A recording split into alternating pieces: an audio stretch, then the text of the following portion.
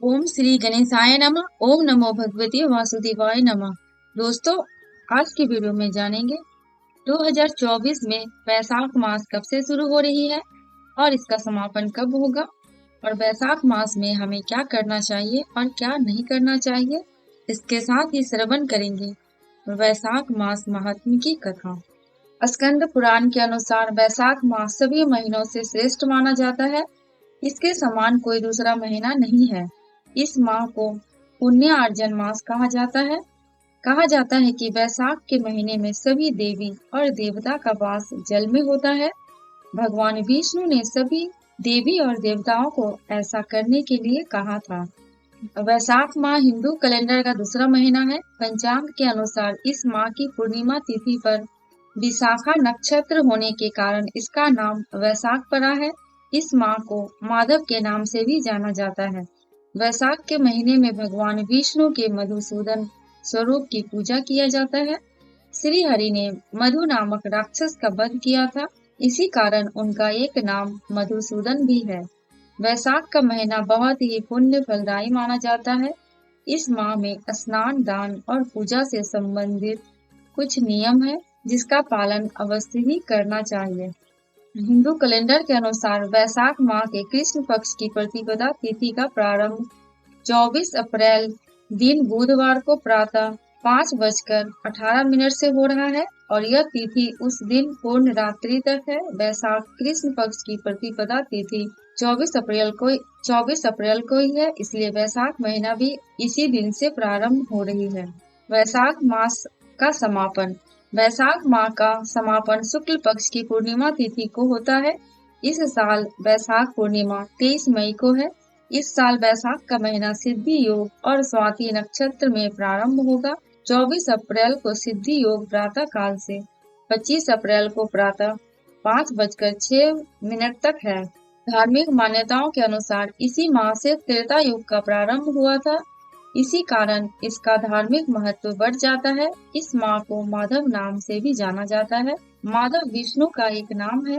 इस माह में विष्णु भगवान की पूजा का खास महत्व है। अब जानेंगे वैशाख मास में हमें क्या करने चाहिए और क्या नहीं करने चाहिए। दान। इस माह में दान का महत्व बढ़ जाता है। यदि आपने पूरे वर्ष कोई भी दान नहीं किया है तो इस माह में पूरे वर्ष किए दान का फल प्राप्त कर सकते हैं। स्नान। इस दिन नदी, जलाशय या कुंड आदि में स्नान करें और सूर्य देव को अर्घ्य देकर बहते हुए जल में प्रवाहित करें। इस माह को माधव नाम से भी जाना जाता है। माधव विष्णु का एक नाम है। इस माह में विष्णु भगवान की पूजा का खास महत्व है। वैशाख मास में भगवान विष्णु की पूजा का विधान है।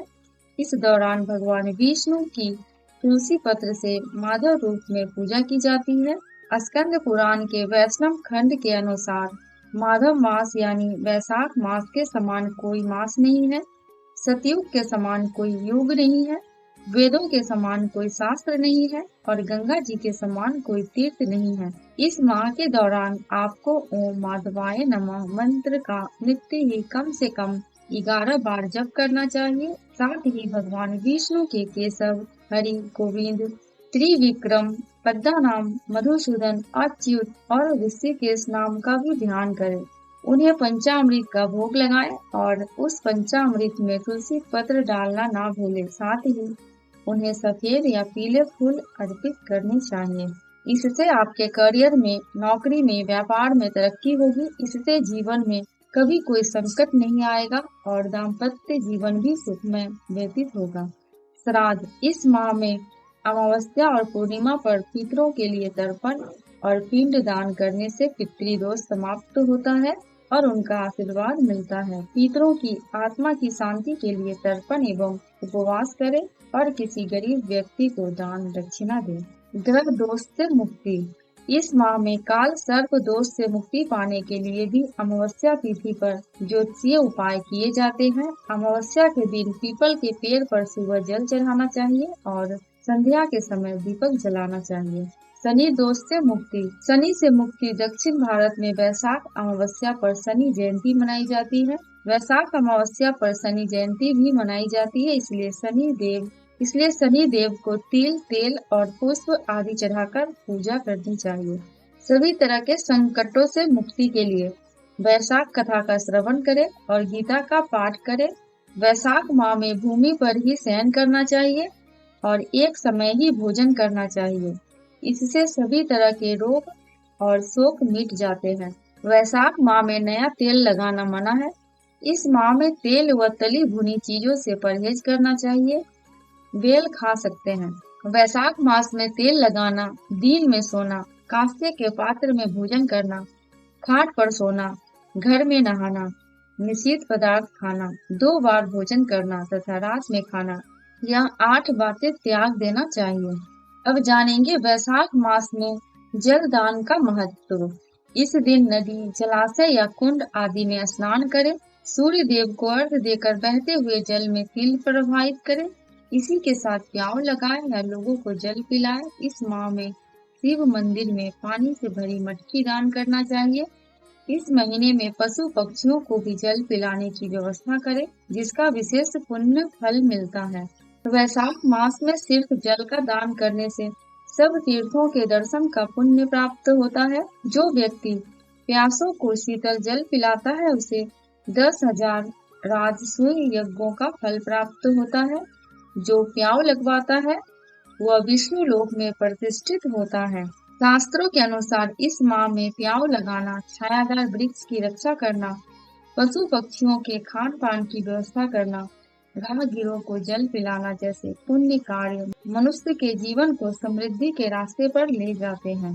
अब श्रवण करेंगे वैशाख मास महात्म्य की कथा।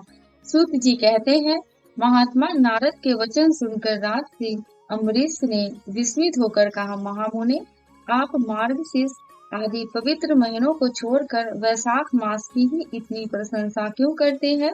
उसी को सब मासों में श्रेष्ठ क्यों बताते हैं?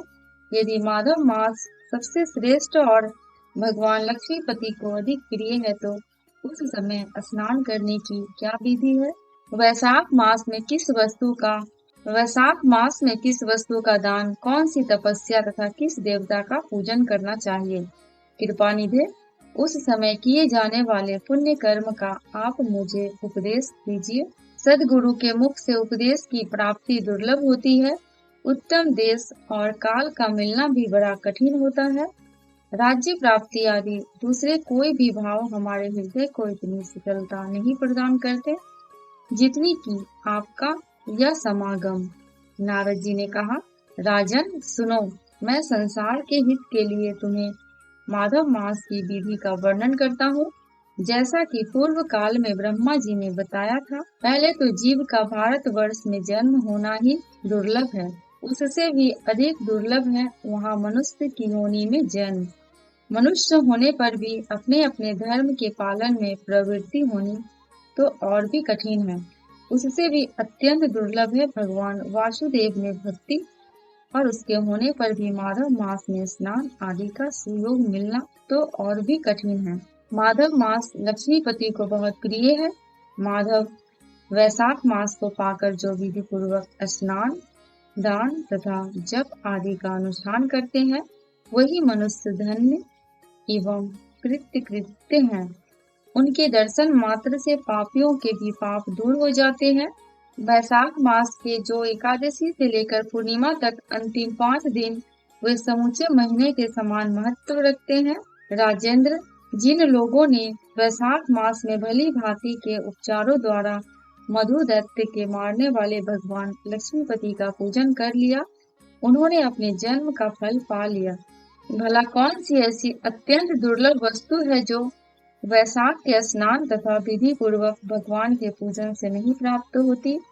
जिन्होंने दान, होम, जप, तीर्थ में प्राण त्याग तथा संपूर्ण पापों का नाश करने वाले भगवान श्री नारायण का ध्यान नहीं किया, उन मनुष्यों का जन्म इस संसार में व्यर्थ ही समझना चाहिए। जो धन के रहते हुए भी कंजूसी करता है, दान आदि किए बिना ही मर जाता है, उसका धन व्यर्थ है। राजन, उत्तम कुल में जन्म, अच्छी मृत्यु, श्रेष्ठ भोग, सुख, सदा दान करने में अधिक प्रसन्नता, उदारता तथा उत्तम धैर्य, ये सब कुछ भगवान श्री विष्णु की कृपा से ही प्राप्त होते हैं। महात्मा नारायण के अनुग्रह से ही मनोवांछित सिद्धियां मिलती हैं। जो कार्तिक में जो कार्तिक में, माघ में तथा माधव को प्रिय लगने वाले वैशाख मास में स्नान करके मधुहंता लक्ष्मीपति दामोदर की विशेष विधि के साथ भक्ति पूर्वक पूजा करते हैं और अपनी शक्ति के अनुसार दान देते हैं, वह मनुष्य इस लोक का सुख भोग कर अंत में श्री हरि के पद को प्राप्त होता है। धूप जैसे सूर्योदय होने पर अंधकार नष्ट हो जाता है, उसी प्रकार वैशाख मास में प्रातः स्नान करने से अनेक जन्मों की उपार्जित पाप राशि नष्ट हो जाती है। यह बात ब्रह्मा जी ने मुझे बताई थी। भगवान श्री विष्णु ने माधव मास की महिमा का विशेष प्रचार किया है। अतः इस महीने के आने पर मनुष्यों को पवित्र करने वाले पुण्य जल से परिपूर्ण गंगा तीर्थ, नर्मदा तीर्थ, यमुना तीर्थ अथवा सरस्वती तीर्थ में सूर्योदय से पहले स्नान करके भगवान मुकुंद की पूजा करनी चाहिए। इससे तपस्या का फल भोगने के पश्चात अक्षय स्वर्ग की प्राप्ति होती है। भगवान श्री नारायण अनामय रोग व्याधि से रहित हैं। उन गोविंद देव की आराधना करके तुम भगवान का पद प्राप्त कर लोगे। राजन, देवाधिदेव लक्ष्मीपति पापों का नाश करने वाले हैं। उन्हें नमस्कार करके चैत्र की पूर्णिमा को इस व्रत का प्रारंभ करना चाहिए। व्रत लेने वाला पुरुष यमनियों का पालन करे, शक्ति के अनुसार कुछ दान दे, हविष्यान भोजन करे, भूमि पर सोए, ब्रह्मचर्य व्रत में दृढ़ता पूर्वक स्थित रहे तथा हृदय में भगवान श्री नारायण का ध्यान करते हुए तपस्याओं के द्वारा शरीर को सुखाए। इस प्रकार नियम से रहकर जब वैशाख की पूर्णिमा आए उस दिन मधु तथा तिल आदि का दान करे। श्रेष्ठ ब्राह्मणों को भक्ति पूर्वक भोजन कराए, उन्हें दक्षिणा सहित धेनु दान दे तथा वैशाख स्नान के व्रत में जो कुछ त्रुटि हुई हो उसकी पूर्णता के लिए ब्राह्मणों से प्रार्थना करे। भोपाल, जिस प्रकार लक्ष्मी जी जगदीश्वर माधव की प्रिया है, उसी प्रकार माधव मास भी मधुसूदन को बहुत प्रिय है। इस तरह उपयुक्त नियमों के पालन पूर्वक 12 वर्षों तक वैशाख स्नान करके अंत में मधुसूदन की प्रसन्नता के लिए अपनी शक्ति के अनुसार व्रत का उद्यापन करे। अम्बरीश, पूर्व काल में ब्रह्मा जी के मुख से मैंने जो कुछ सुना था वह सब वैशाख मास का महात्म्य तुम्हें बता दिया। अम्बरीश ने पूछा, मुने, स्नान में परिश्रम तो बहुत थोड़ा है, फिर उससे अत्यंत दुर्लभ फल की प्राप्ति होती है। मुझे इस पर विश्वास क्यों नहीं होता? मुझे मोह क्यों हो रहा है? नारद जी ने कहा, राजन, तुम्हारा संदेह ठीक है। थोड़े से परिश्रम के द्वारा महान फल की प्राप्ति असंभव सी बात है। तथापि इस पर विश्वास करो, क्योंकि यह ब्रह्मा जी की बताई हुई बात है। धर्म की गति सूक्ष्म होती है, उसे समझने में बड़े बड़े पुरुषों को भी कठिनाई होती है। श्री हरि की शक्ति अचिंतनीय है, उनकी कृति में विद्वानों को भी मोह हो जाता है। विश्वामित्र आदि क्षत्रिय थे, किंतु धर्म का अधिक अनुष्ठान करने के कारण वे ब्राह्मणत्व को प्राप्त हो गए। अतः धर्म की गति पर अत्यंत सूक्ष्म है। धर्म की गति अत्यंत सूक्ष्म है। भोपाल, तुमने सुना होगा, अजामिल अपनी धर्म पत्नी का परित्याग करके सदा पाप के मार्ग पर ही चलता था। तथापि मृत्यु के समय उसने केवल पुत्र के स्नेहवश नारायण कहकर पुकारा। पुत्र का चिंतन करके नारायण का नाम लिया, किंतु इतने से ही उसको अत्यंत दुर्लभ पद की प्राप्ति हुई।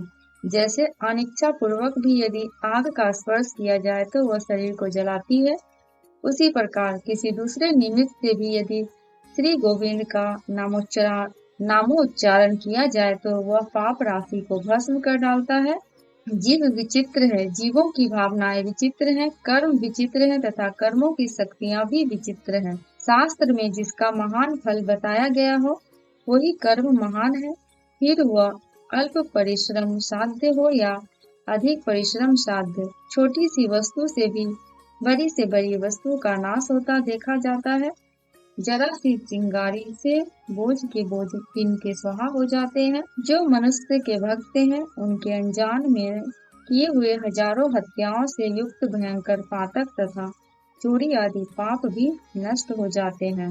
वीर, जिसके हृदय में भगवान श्री विष्णु की भक्ति है, वह विद्वान पुरुष यदि थोड़ा सा भी पुण्य कार्य करता है तो वह अक्षय फल देने वाला होता है। अतः माघव मास में माधव की भक्ति पूर्वक आराधना करके मनुष्य अपनी मनोवांछित कामनाओं को प्राप्त कर लेता है। इस विषय में संदेह नहीं करना चाहिए।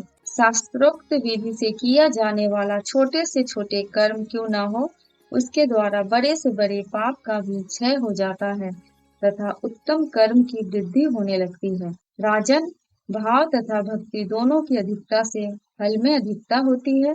धर्म की गति सूक्ष्म है, वह कई प्रकारों से जानी जाती है महाराज, जो भाव से हीन है, जिसके हृदय में उत्तम भाव एवं भगवान की भक्ति नहीं है, वह अच्छे देश तथा काल में जा जाकर जीवन भर पवित्र गंगा जल से नहाता और दान देता रहे तो भी कभी शुद्ध नहीं हो सकता, ऐसा मेरा विचार है।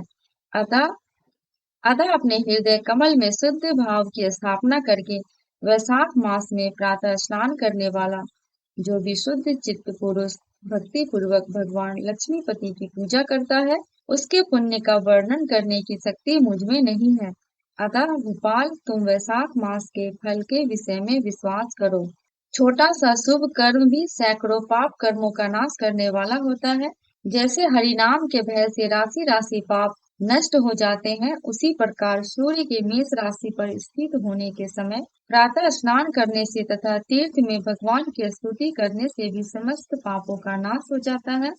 जिस प्रकार गरुड़ के तेज से सांप भाग जाते हैं, उसी प्रकार प्रातः काल वैशाख स्नान करने से पाप पलायन कर जाते हैं। यह निश्चित बात है, जो मनुष्य मेष राशि के सूर्य में गंगा या नर्मदा के जल में नहाकर एक, दो या तीनों समय भक्ति भाव के साथ पाप प्रशमन नामक स्रोत का पाठ करता है, वह सब पापों से मुक्त होकर परम पद को प्राप्त होता है। अम्बरीश, इस प्रकार मैंने थोड़े में यह वैशाख स्नान का सारा महात्म्य सुना दिया। अब और क्या सुनना चाहते हो? वैशाख मास महात्म्य की कथा समाप्त। दोस्तों, कमेंट बॉक्स में भगवान विष्णु एवं माता लक्ष्मी की जयकारा लगाना बिल्कुल भी मत भूलना। आपको मेरे चैनल पे व्रत त्योहारों की जानकारियां एवं उनसे जुड़ी कथा कहानियां मिलती रहेंगी। अगर आपको ये वीडियो थोड़ी सी भी अच्छी लगी तो प्लीज मेरे चैनल को सब्सक्राइब करके मेरे वीडियो को लाइक एंड शेयर कर देना। अंत तक वीडियो में बने रहने के लिए आपका दिल से बहुत बहुत शुक्रिया।